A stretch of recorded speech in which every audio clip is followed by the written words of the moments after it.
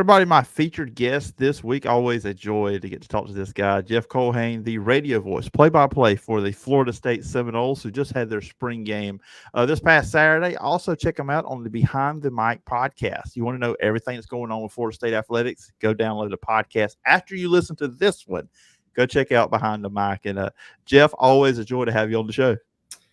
Phillip, thanks for having me. It's great to be with you, and obviously a fun weekend for Florida State fans everywhere with the spring showcase on Saturday, and got our first glimpse of the 2024 edition of Mike Norvell's football program. So exciting stuff, to say the least.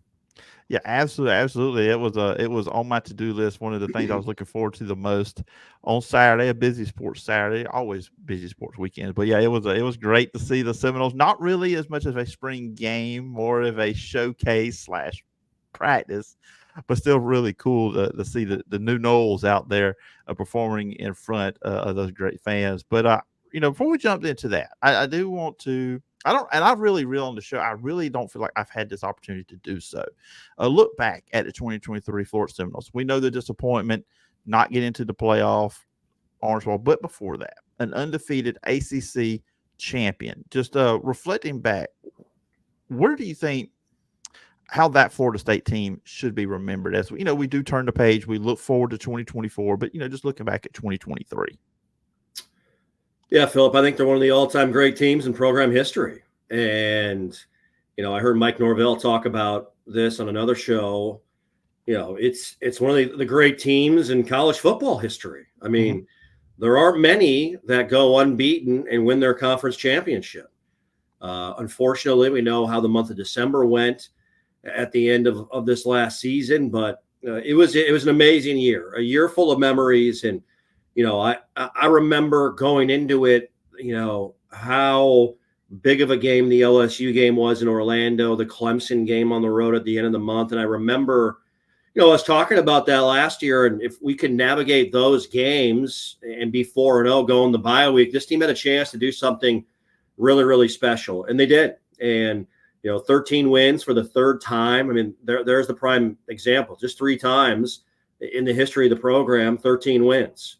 Certainly that's relative to how many games you play in a season and conference championship games and playoff games now. But it was an amazing fall, and one that I'll never forget. I know Seminole fans will never forget as well. And, for us, I think it's being able to remember the great and not clinging on to how it ended. And the snub from the committee, obviously the team was not the same team going into the bowl game and facing a great Georgia team that had nearly all of their players playing in that game outside of a couple.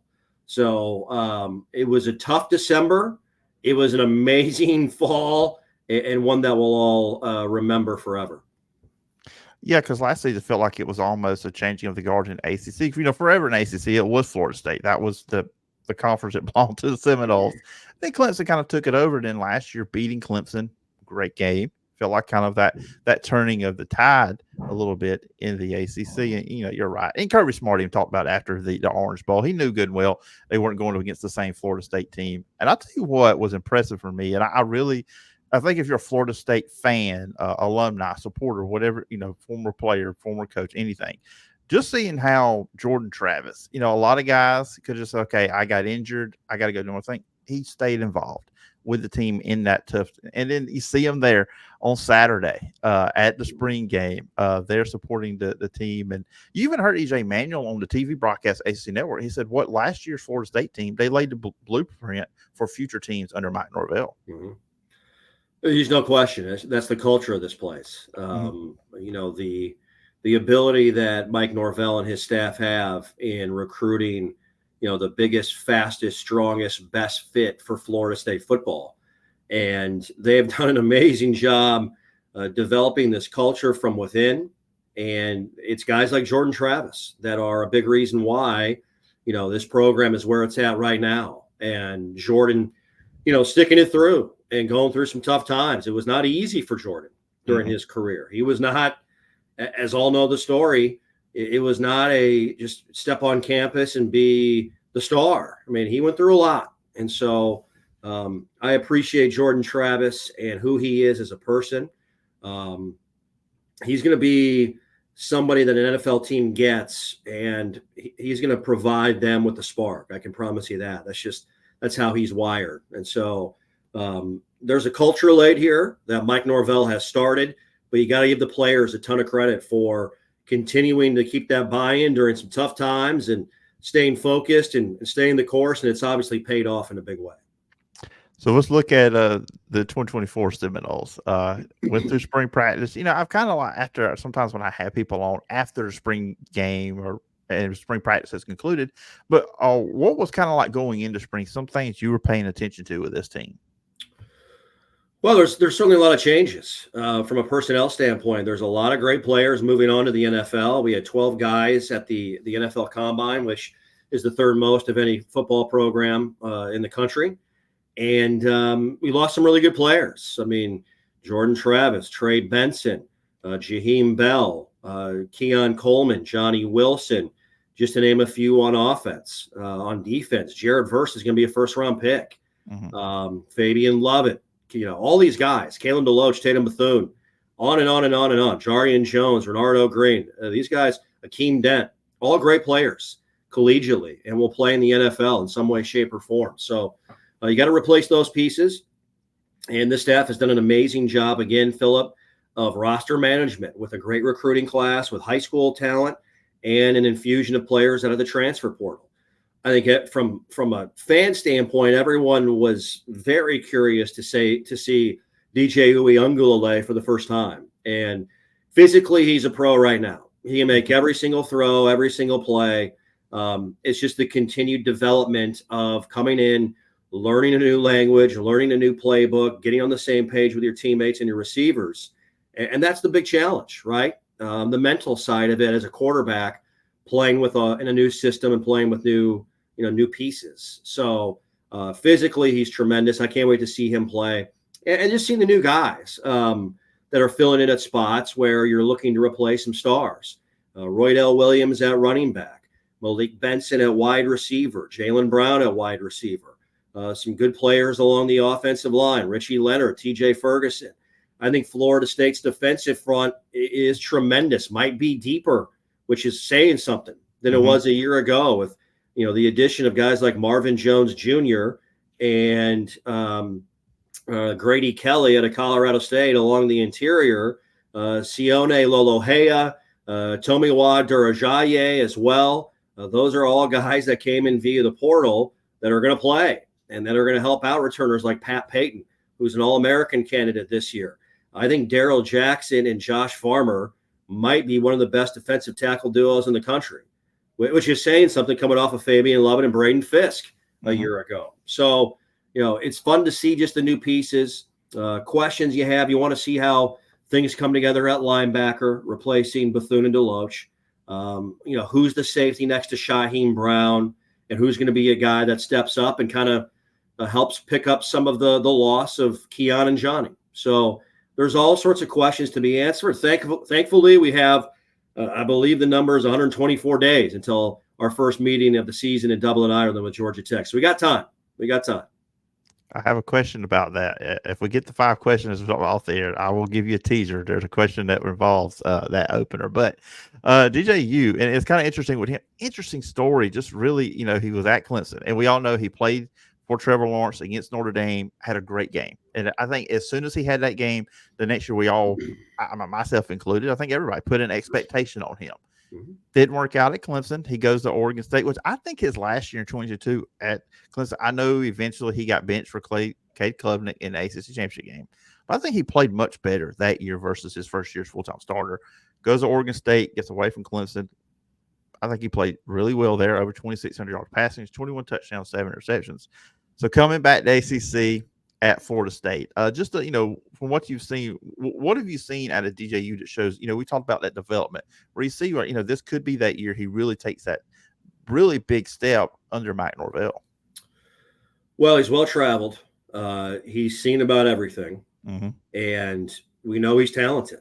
I mean, he was the number 1 pocket passer in the country coming out of high school, came in with a ton of fanfare. You laid out, his background, his track record. He had a tremendous season, a solid season at Oregon State last year.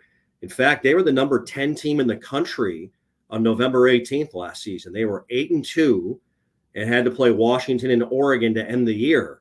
So they were having one heck of a year, and he was a big reason why that was the case. I'm very, very fascinated to see how he and Mike Norvell and Tony Tokars and Alex Atkins come together and put a plan together that brings out the best in him, because I think his best is pretty spectacular. And, Clemson was going through some times where, things weren't working offensively. And I don't think it was all because of him. I think there were some changes at coordinator that were going on, some things that just weren't quite clicking from a continuity standpoint. One of his best games he's ever played in a Clemson uniform, Phillip, was here at Doak Campbell Stadium, 2022. He was unbelievable. I mean, he threw for 3 touchdowns and ran for another against a Florida State defense that turned out to be one of the best passing defenses in all of college football that year. He was in control that night. The week before against Wake Forest on the road against one of Wake's best teams ever, I believe he threw for 5 touchdowns in a double overtime win. I mean, this guy can play. He's just been around a lot of change. And can the continuity piece, can the calming influence of Mike Norvell and his vision bring out the best in him? And look, think of a one-year guy like a Keon Coleman. I mean, how great was Keon Coleman last year for Florida State? He's one of the best wide receivers in all of college football. And I think what Mike Norvell does, I know what he does, is he puts these players, these young men, in the best position to succeed in this offense. And he lets those guys go play. And I think if he can just go play and not worry, not that he does, but just worry about what's happening on the field between the white lines, this guy has it all. And so I'm excited to see, some of the throws that he made in practice with just effortless. He made it look as simple as you and I, trying to do. It ain't that simple. I mean, he's throwing 50, 60-yard passes with a flick of the wrist. He is gifted. And I can't wait to see him continue to learn and grow and thrive throughout this next calendar year. I know it, went down a little bit of injury there in the spring showcase, but Malik Benson looks like the next guy. You talked about, with Keon Coleman and Johnny Wilson gone. I mean, just the athleticism coming over from Alabama. Your thoughts on that kind of that early connection between those two. Yeah, he's a talent. I mean, Malik has huge speed. He has great athleticism, has great hands, has a good feel for the game.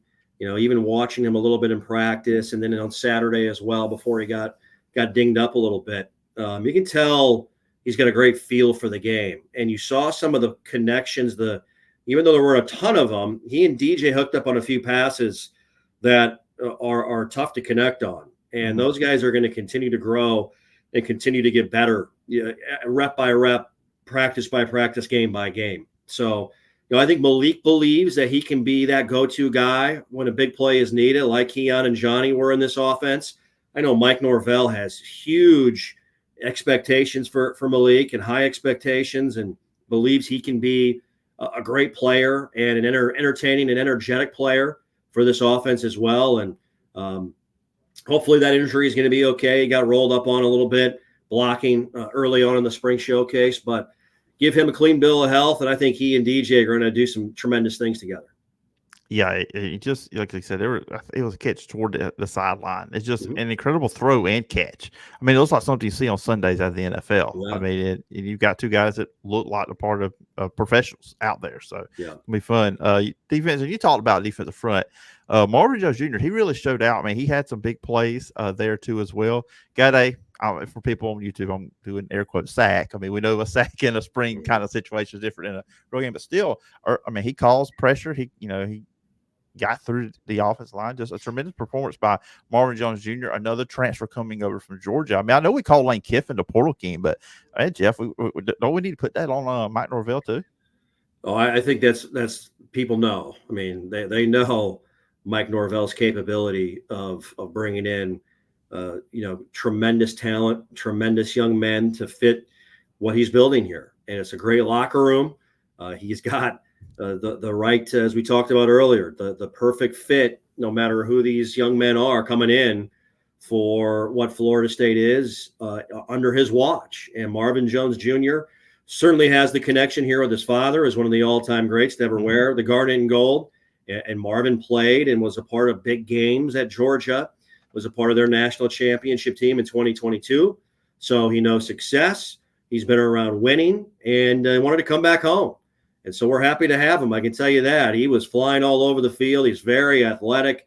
There was a play where he dropped into coverage from defensive end and nearly had a pick in the middle of the field, jumping in front of Roydell Williams, another transfer from Alabama that's got a high ceiling here at Florida State. So, yeah, the defensive front, Phillip, is, even though there's some pieces you have to, take care of that were lost and supplement some losses. I think this staff has done it and then some. And I think this group could be even deeper than the one a year ago. And it's amazing to say this was a defensive line that averaged 3.3 sacks per game, 6th best in the country. There's going to be another group that can bring 9-10 deep and not have a drop-off talent-wise all across the board. Yeah, it's going to be interesting and a fun team to get ready for, I think, as we get closer when the season does get here. Because I think a lot of people say, hey, they lost all them guys. But when you look at who they're bringing in, the talent's there for another run at the ACC and, of course, college football playoff. And, Jeff, I know we did 15, 20 minutes. We got a few minutes left. Are you up for 5 questions? Let's go. It's the who, what, where, when, why, and how. Let's find out what's on the mind of today's guest with 5 questions. Okay, so I kind of teased this question early on in our conversation. So question number 1, what are you most looking forward to Florida State playing in Dublin, Ireland in the season opener against Georgia Tech? Are we talking about football or are we talking about in Dublin, Phillip? Because those are 2 very different questions. Let's just go just overall. I guess just overall. That'll be kind of the way I'll lay out that question. I've never been overseas before, so I'm looking forward to that experience. I can't wait to get to Dublin. I think it's going to be an amazing atmosphere. I think Florida State fans are going to take over Aviva Stadium. I think you're going to hear the war chant echoing throughout downtown Dublin, throughout the pubs. I think it's going to have a little bit of an English football type of feel. They're a big rugby. They got the best rugby team in the world over there. I think it's going to have that kind of a passion and following for this game. It's been an event that was announced this time last year, and ever since that point, there's been a build-up to this. Our fans have been talking about it. Are you going? Are you not? Man, if you're not going, you're going to miss a great experience. And so I can't wait. There's a lot of fun stuff to do there. We've had the Irish contingent in Tallahassee a few different times from the Aer Lingus group, and so they know how to have a good time. That's for darn sure. So we treated them while they were here. We know they'll reciprocate that when we're over there, and we'll enjoy the lead up and certainly enjoy the festivities and the football game that weekend. Yes, the international soccer crowd meets college football. It's the perfect marriage, in my opinion. Yeah. Really can't tell the difference. There's going to be a lot of passion. All right, second question. These last ones are more about you yourself. If you weren't in sports broadcasting, what do you think you'd be doing? Wow, that's a great question. I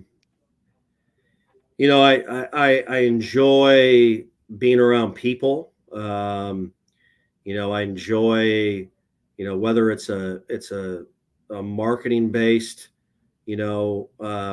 type of role, an entertainment based type of role. I would love to be involved in something in sports still, I would think. And so whether that's working within a professional sports team or within college athletics somewhere else, I think sports would probably have to be connected to it in some way, shape, or form. That's just kind of how I've always been wired growing up.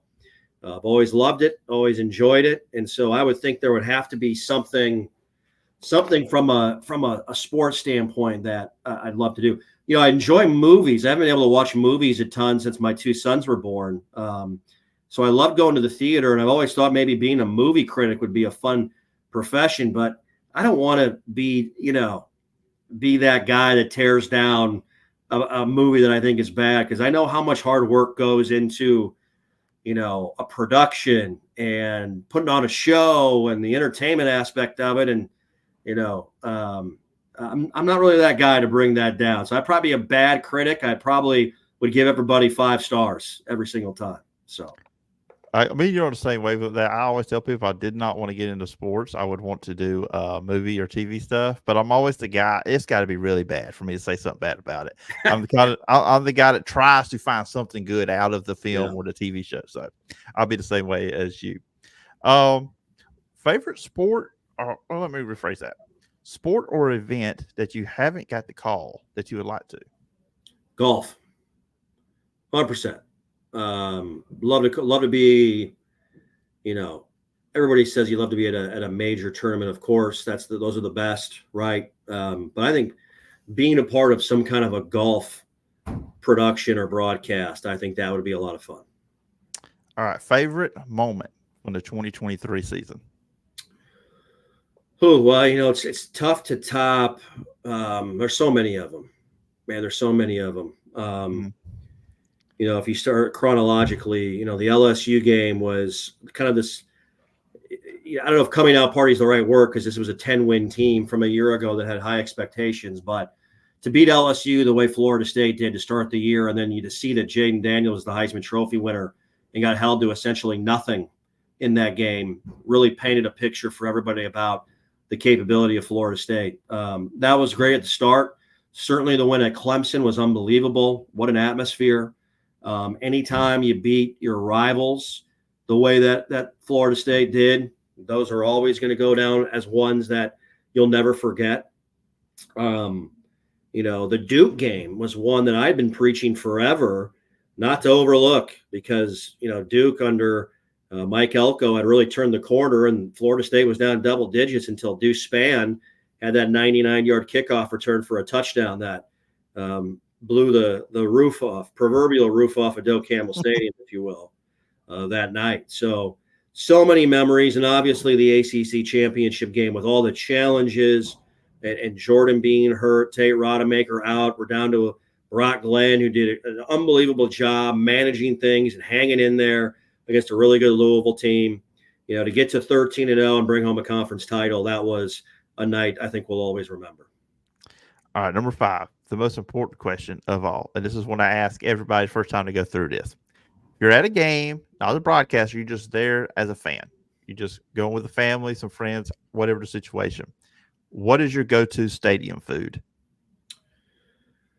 Go-to stadium food, man, it depends on where you're at, right? Like, it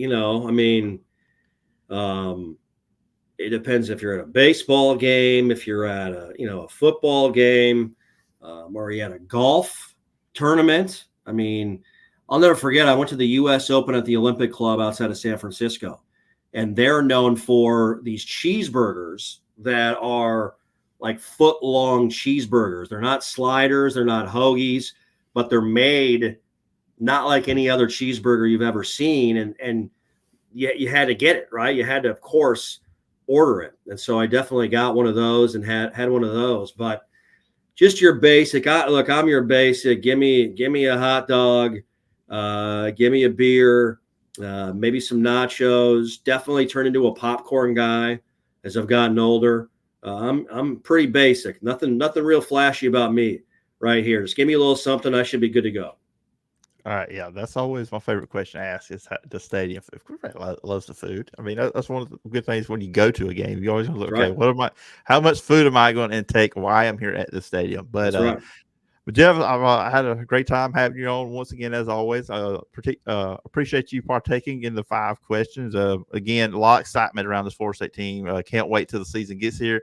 Can't wait till they go to Dublin, Ireland for that matchup. That's going to be fun to watch on TV. I hope you have a lot of fun there going overseas. But if the listeners and viewers will check you out, where can they find you?